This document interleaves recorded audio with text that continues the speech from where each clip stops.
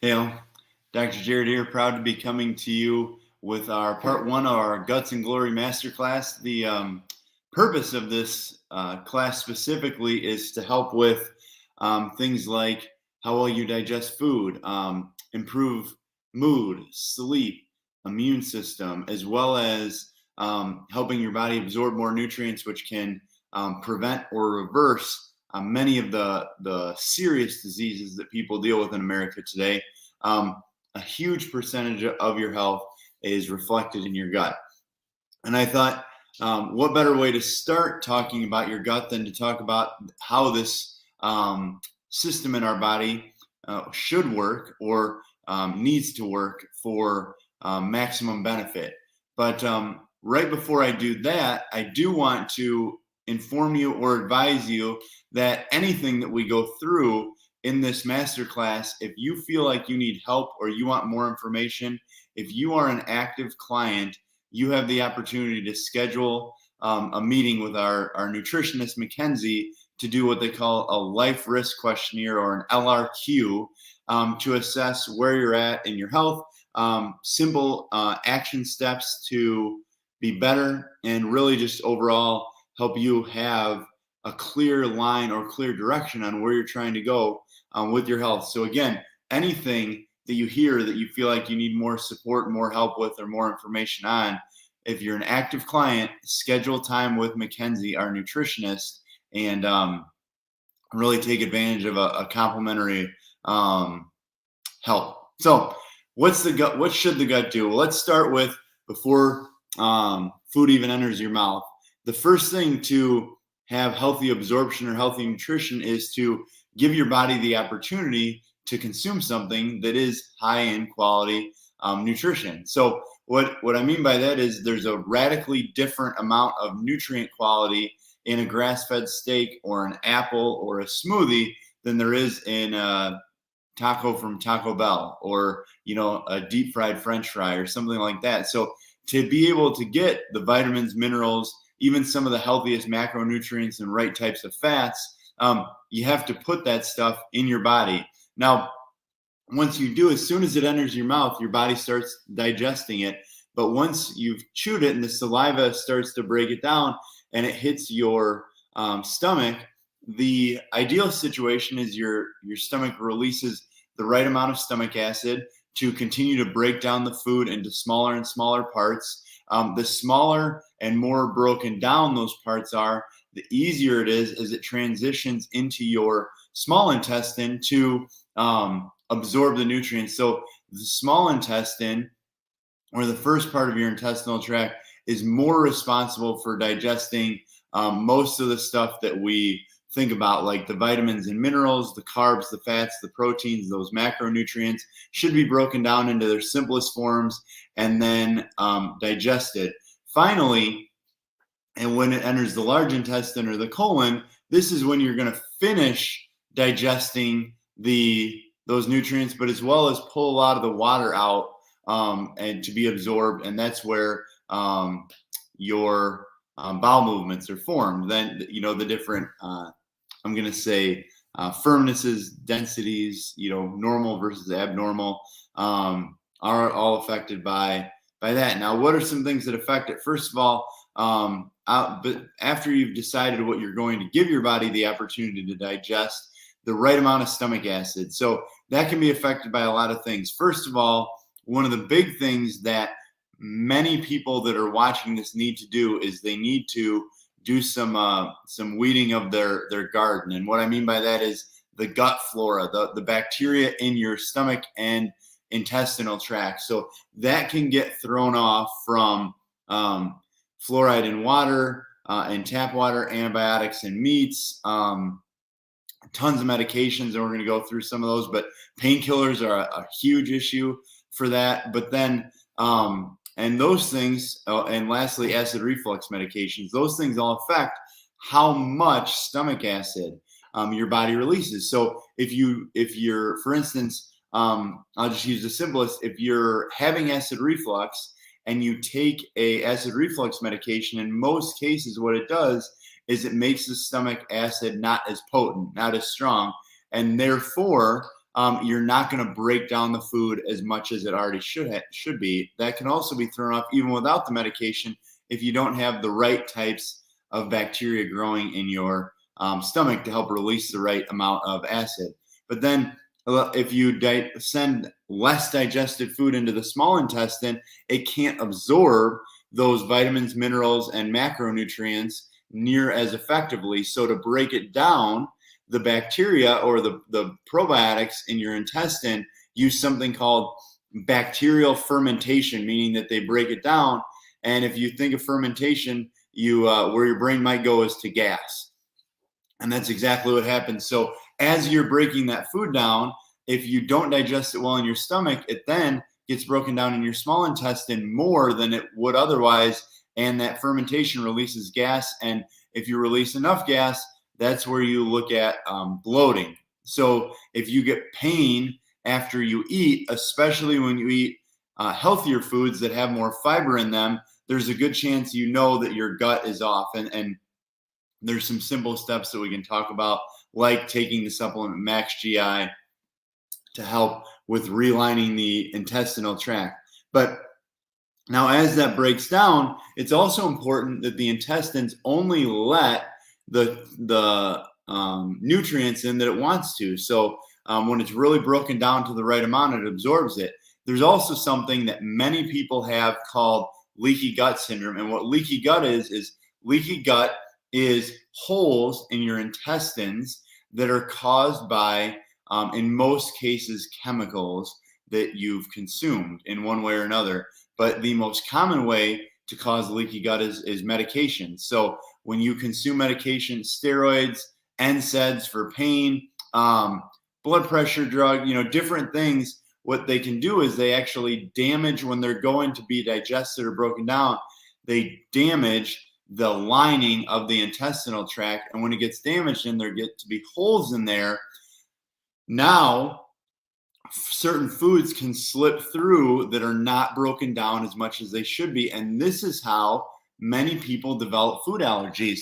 If you've ever thought about food allergies, there's two ways that people tend to have more food allergies. One is they get food allergies from foods they consume a lot. So like, for instance, if you have an apple every morning and you have leaky gut, over months or years, you can actually develop an allergy to that apple. And so a healthy food could become not necessarily an unhealthy food, but it actually could cause a lot more inflammation in your body. And you hear people say, when I eat this certain food, I just feel like crap, or I feel like chicken or olive oil, or things that should really be good for you. And that's often the result of leaky gut.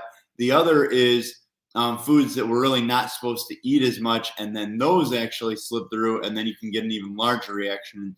Some things that would be examples would be like gluten, non-organic dairy, just certain stuff that that now your body already treats with inflammation, and it just treats it with way more inflammation.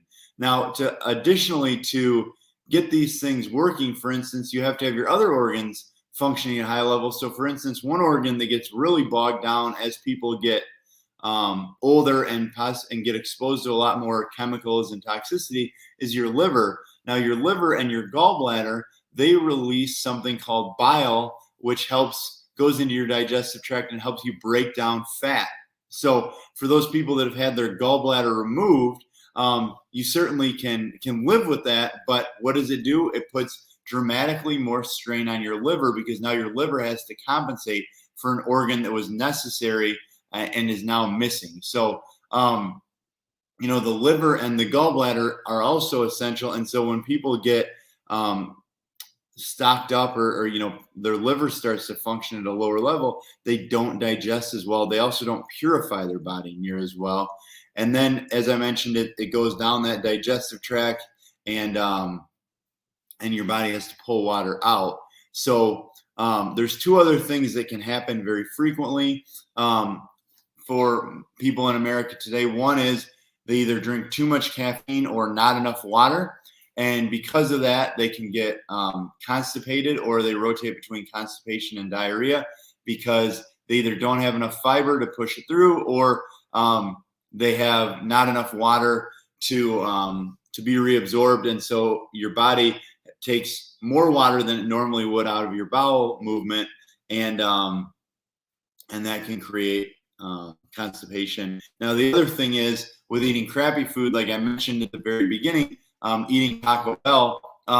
If you're eating Taco Bell, that meat quality, really all the crap in there, and it's not just Taco Bell, but a low quality food of that type, especially when you're eating more cheap meat and not enough vegetables or fiber forms, you can get something called impaction, meaning that digested food or partially digested food sticks to your intestines, and therefore you can't absorb near as many of the nutrients, but also it narrows the intestinal tract because there's just stuff stuck to the outer walls.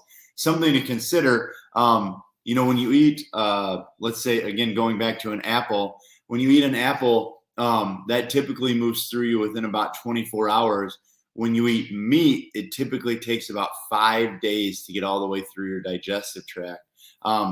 Since we're on Guts and Glory, there's many people, and it's more common in men, that eat so much meat that they, if they just did a meat fast, if they stopped eating meat for a few days, they would lose anywhere from 5 to 25 pounds because they have all this undigested meat in their system. Elvis, when he died, I believe famously, it was something like had 37 pounds of undigested meat. So if you see somebody with that, kind of rounded out belly, and they're a heavy meat eater, it might not even be all body fat. It actually could be undigested food and just really swollen intestines. So that's something to consider, and we'll talk about that later. But how to do a bone broth or water or juice fast and really just let your intestines rest and get some of that stuff out, or how to eat a very high fiber diet for a period of time and flush. It's almost like you're scrubbing the walls of your intestinal tract. So that's what needs to happen. Now, to go through this, kind of break it down a little bit more, I'm going to say in detail here, we're going to go through a series of slides that just really help to make it easier to break down what we're doing. So first of all, if I was going to simplify what I just said, you're really looking at digestion followed by absorption followed by elimination.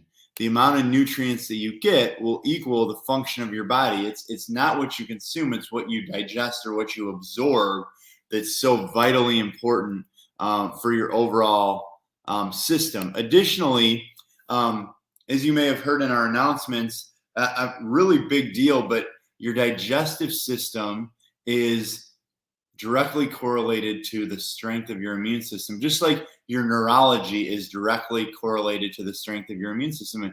And if you're not familiar with why that is, I'm just going to explain it in a little more detail with your neurology. So for instance, every single time you get adjusted, your body is stimulated more than it previously was. Your neurology is stimulated, and that gives a short-term stimulation to your immune system. So for instance, they've shown that your white blood cells increase in your bloodstream for 15 to 30 minutes after an adjustment. There's multiple immune system markers that are shown to stay high for 36 hours after you're adjusted. Very similar to when you exercise, how exercise can stimulate your metabolism for a higher period of time. Now, additionally, your gut. So a lot of viruses and bacteria come into your system through the orifices in your face, your nose, your sinuses, your mouth. You breathe them in through your lungs, whatever. But if you consume them in food, or if it goes from your hand to your mouth, or whatever, if it gets into your digestive system is trained. It's specifically designed to notice foreign invaders. So notice the virus or bacteria or whatever it is in your system, and then alerts your immune system to then attack this before it becomes a huge issue. So this would, for example, be Actually, you could use food poisoning as an example. If 5 people eat the same food and there's bacteria overgrowth on it, not everybody gets food poisoning. Now, sometimes it's so terrible that everybody does, but often you'll find that 1 or 2 people out of those 5 would get severe food poisoning. Maybe somebody else would have an upset stomach, and maybe a couple other people wouldn't notice anything, even though they all consumed the same bacteria infested food. And so, you think about that. How does that happen? Well, your intestinal tract or your digestive system alerted the immune system, and it was stopped or killed at different points. So this is a big deal for people, as we go, as we're going into the school year, as it gets to be fall, there's different fears that are still perpetuated. Even before the last few years, there was always this ironic, if you really watched it, but marketing cycle where by now we'd be talking about the flu shot and all the flu deaths and this and that. And obviously as we know, the flu shot or the flu has somehow diminished significantly recently. But the flu itself, this flu shot example, well, you need to get it because, well, whether or not you believe in the flu shot or any of this, the point of this, the marketing, is to say you need to strengthen your body to be more alert to fight off this thing that could harm you. Well, if you believe that, regardless of how you believe it should be treated, working on your own body, working on yourself to be stronger absolutely benefits you. So working on your gut health will strengthen your immune system going into this season. Working on your neurologic health will strengthen your immune system going into this season. And this is the other thing that's mentioned. Mood, there's different studies. One says 60, one says 80, one says 90. But we talked about absorption of nutrients. Different things are put together to build hormones. So, for instance, serotonin is predominantly vitamin D with cholesterol. They're put together to make a hormone. So you need to have enough cholesterol, which, by the way, your liver is what makes cholesterol. A low percentage of cholesterol is consumed. So for those people that worry about, cholesterol-rich diets, it's just, spoiler alert, it's just not a good reality. It's a terrible way the medical system has perpetuated it. In fact, they show cholesterol, especially bad cholesterol, is more made by consuming too much sugar, too much carbohydrates. But you also need vitamin D, which people need to get from the sun or from a supplement, but also the right type of gut bacteria. So for instance, if you take a vitamin D supplement, the right type of gut bacteria actually helps absorb or helps make vitamin K2, which helps the absorption of the vitamin D. So some people take a whole bunch of vitamin D and their vitamin D number doesn't move that much. That there's a good chance that that's because the digestive tract isn't able to absorb it. So to absorb the vitamin D, to absorb the cholesterol, to absorb this different stuff, and then of course that's how you make hormones. And so for those people that struggle with mood, depression, anxiety, whatever, and don't feel like it's natural, looking to the gut for your mood could make a big difference. So we're going to talk about bowel movements for a second, which is not necessarily my favorite topic, but bowel movements should have a decent consistency. It shouldn't be super watery and it shouldn't be super hard. It also should be brown. If you have little kids, you've taught this, it should be brown. If it's black, it can be, too much iron, or it can be actually black can be the most or possibly the most concerning, because that could mean that you have blood leaking in the upper part of your digestive tract. Now, if you take the detox supplement, don't worry if your bowel movement's black, because charcoal or absorption qualities of the detox products also cause that. Green typically means infection. White can mean that you don't have bile or there's a problem with your liver. But essentially, what you want to have is a normal consistency. If you really want to see somewhere, in the middle types, and then the color, the ones, what didn't I mention? So yellow can be a sign of reflux or GERD, or also an infection, just like green. Green also can be a sign of food poisoning. And then lastly, red. Red can often be a sign of having blood in your lower intestines, or like hemorrhoids are right at the end of your chain there. So those are the different colors to look for, to be aware of. Not necessarily the biggest thing, but again, if you don't have normal consistency and it's not brown, there's a problem. Now, we're going to talk about some of the different warning signs that your intestinal tract is flat out not working properly, and then also how to address those. So, first of all, bloating. Bloating, as I mentioned earlier, is a sign that you're not digesting your food properly. It's not being broken down well enough in the stomach, so it's being digested more in the intestinal tract. Bloating is overproduction of gas by breaking down the food.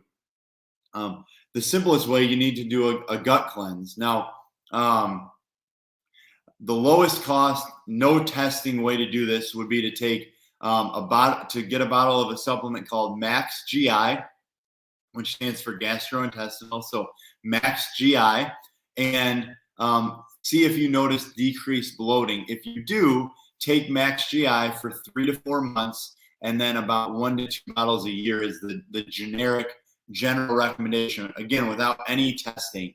If you have severe bloating or that doesn't help after the first month, then it's very important to set up a life risk questionnaire or an LRQ with McKenzie and consider doing advanced testing. So we do have the option for advanced testing called metabolics. So we have 4 different metabolics tests that are designed to look at your absorption of certain vitamins and minerals, the bacteria in your gut, heavy metals, just a variety of things that affect digestion, absorption, nutrition, and gut health, and can get you the right dietary recommendations, the right supplements. So there is absolutely next level stuff, but we want to make sure we start with the simplest. Abdominal pain, another issue with your body either not absorbing properly or your body reacting to certain foods. So this is where leaky gut syndrome can come in so intensely. If you have leaky gut, this is leaky gut, or you suspect you have leaky gut where you really react to certain foods, that's at a point where you really need to do advanced testing. If you do not, it will not correct on its own, and it leads to so many more problems, not just minor problems, but serious problems. So if you suspect you have leaky gut, I implore you to make an appointment with McKenzie and see what you can do about it. Constipation. Constipation is either not enough fiber. So I keep using the word fiber. So fiber is most prominent in fruits and vegetables. I mean, there is some fiber in grains, but fruits and vegetables have the most fiber. And then there's soluble fiber and insoluble fiber, which we'll come to later. But especially insoluble fiber, meaning that you don't necessarily digest it, helps move everything through. It also can hold water to help flush the system out. If you're getting constipated, too much meat or processed, bread, things like that, not enough water or not enough fiber. Those are the biggest things for constipation. Nausea, or diarrhea. Diarrhea can be the opposite of that. It can be too much water. It can be too much caffeine. It can be too much of a supplement. It can be too much of a medication. But something's overstimulated, and this can also happen like with too much coffee in the morning and that kind of stuff.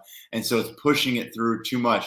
Nausea, that means your body's rejecting something you're trying to digest. So that can be from infection, but that can also be from reacting to certain foods and food types. And then infrequent bowel movements can be from your body not having enough nutrition. It can be from not eating enough. It can be from, again, not having enough water or fiber to move everything through.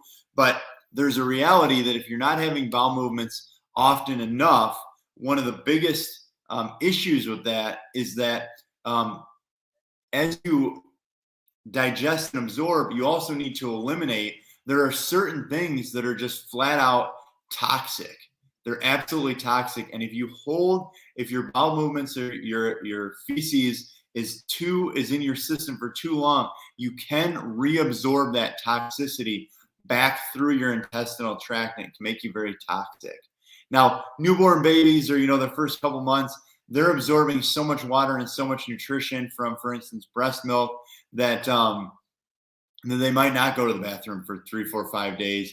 But adults, that is not normal. You should be going to the bathroom every single day, and ideally multiple times a day. Now, we're going to talk about something called dysbiosis. That essentially means that you're not digesting effectively. Dysbiosis, it can cause any of the different things that we've talked about previously. Now, another thing that a lot of people deal with, they've shown that I believe it's roughly half of people that are labeled irritable bowel syndrome actually have SIBO, which is small intestine bacterial overgrowth.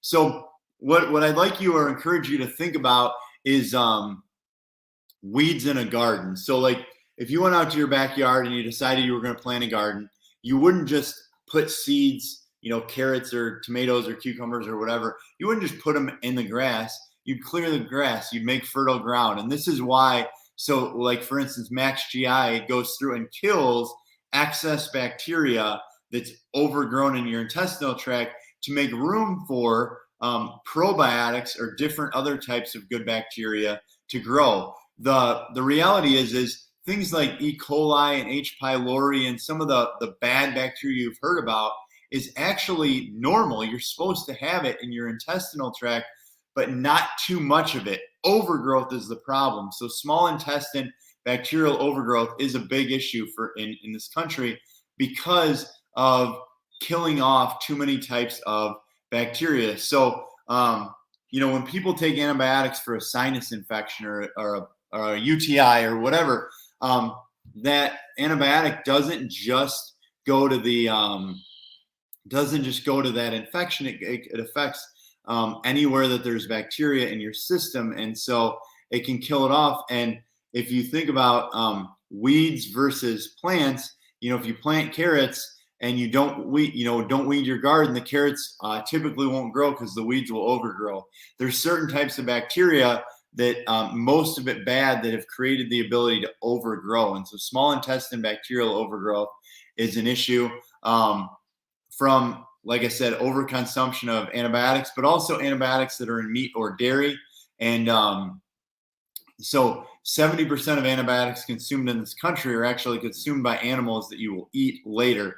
And it's done for what they call prophylactic, meaning that they don't, so that they don't get sick. And they're okay because they're going to kill that animal well before it would reach old age. So they're not really worried about the side effects of these things, like giving it cancer from taking all these antibiotics. But it does store some of those antibiotics in its body fat, and then when you consume that body fat, it goes through your system. So some of the symptoms of small intestinal bacterial overgrowth are upset stomach, fatigue, problems with the skin, unintentional weight gain. So again, something to help with those that struggle with weight loss is that you could have gut imbalances or nutrient imbalances. So if you have unexpected weight gain or difficulty losing weight, this could be an issue. Food sensitivities, sleep problems, and bloating. So again, you guys you kind of can see the pattern here of making sure you have to do that. So if you have that, this is a test that we can run. It's not a test we run most frequently. We typically have some other testing that's more all-encompassing and typically will take care of this. But both our metabolics and mountain program help with killing that part off. Now, leaky gut, I already defined leaky gut. Leaky gut is holes in your intestines from any of the things we already talked about: medications, certain bad foods, bad water, chemicals. Even when people consume just a lot of processed foods, like heavy metals can cause damage to the gut. And I've used this as an example, but there's titanium in M&Ms. There's so much stuff. There can be lead in certain water if you live in an old house and don't filter it. There's things that in some cases are unavoidable because maybe it happens when you get it at a restaurant. But if you have leaky gut and you have some of these symptoms, it's just going to continue to cause, really, if we're being generic, this word inflammation. When you get inflammation, it tends to cause damage. So inflammation or swelling causes pain. It decreases digestive motility. It's really the underlying root cause. So what you want to do, and we're going to start into, and we're going to spend a lot more time here on this upcoming Tuesday, but how do you reset the gut? What are the basics? What can you do? So I mentioned Max GI. Max GI and Detox are the two supplements you need to consider most seriously for resetting your gut. My wife and I are in the process. We're in about week 3 of detoxing. So I just took this before we started the class this morning, but doing a round of the daily detox. We're actually going to do 3 months straight because typically I take 1 or 2 a year, but it's been 5 or more years since I did several of them. So we're going to do 3 months, and it's similar to Max GI. It's you do at least 1 month. If you haven't detoxed in a while, 3 months straight, and then 1 to 2 per year. And it's going to help flush your body, get toxins out, help cleanse your liver so that you can function better, even release better bile for digestion. But again, you need to reset your gut or support it. The first step, and some of these first ones that we're going to do intentionally, are simple. Eat whole foods, and specifically quality whole foods, organic when possible, but meats, fruits, and vegetables and healthy fats should be the main components of your diet. I'm going to say that again. Meats, healthy fats, fruits, and vegetables should be the main part of your diet. Processed foods are not good for you in general. You don't need a lot of starches. You don't need, it's just not stuff your body needs. And so eat quality whole foods. They're full of fiber. They're full of nutrients. They're full of vitamins and minerals. You're going to get a great baseline just by eating quality whole foods. You'll see a significant change in your digestion, or a significant improvement. The next one is water. Drink enough water. Half of your body weight in ounces. And that's if you drink no caffeine and don't work out. If you work out or if you drink caffeine, you need to drink more than half your body weight in ounces. So if you're 200 pounds, you need to drink 100 ounces of water. If you drink 12 ounces of coffee, you need to drink at least 112 ounces. You see people or hear people think and they drink a gallon a day. That's only 128. So if you drink a bunch of coffee and you work out, you really probably should be drinking a gallon a day of water or more if you're a larger person. If you're smaller, of course, modify that. Now, before we go over to the next and last thing, the mystery word for this session is fix. Mystery word for this session is fix. F-I-X. So reset your gut with whole foods and enough water. So healthy fats, avocado, coconut oil, cooking in avocado or coconut oil, cooking in full fat, grass-fed butter. These things are healthy. You can use olive oil at low heats. You can use olive oil in salad dressings. The things that are terrible for your gut are trans fats and processed fats. So canola oil, soybean oil, vegetable oils, the margarine, those things are absolutely terrible for you. They're terrible for your gut. They're terrible for inflammation. They're terrible for your heart. Get them out of your diet, out of your house. Do not use them. It's the simplest thing. If you ate the exact same foods but changed your fats, you'd be significantly healthier. Next one and last thing here, probiotic rich foods. So some people get that in yogurt. Kombucha would be, which is raw tea, kimchi, kefir, continuing to consume foods that are good in probiotics, sauerkraut, even sometimes pickles, but a lot of fermented foods are very good for you. sometimes, I debate on yogurt because those probiotics are added back in. So you could take a probiotic supplement. Yogurt, for instance, it's a lot of times it's dairy, and then it's overheated. It's ultra pasteurized. So I personally subscribe to. I'm going to use the word the paleo. You might heard of paleo, but what paleo states is that when we're talking about dairy, not that dairy is necessarily bad for you, but we're one of the few, if not the only animal that eats another animal's milk. Now, not ironically, it seems to react in many people's systems worse than, for instance, meat or eggs or something like that. If you look over history or look over mammals, or there's lots of animals that eat other animals' eggs. There's lots of animals that eat other animals' meat. There's very few that eat other animals' milk.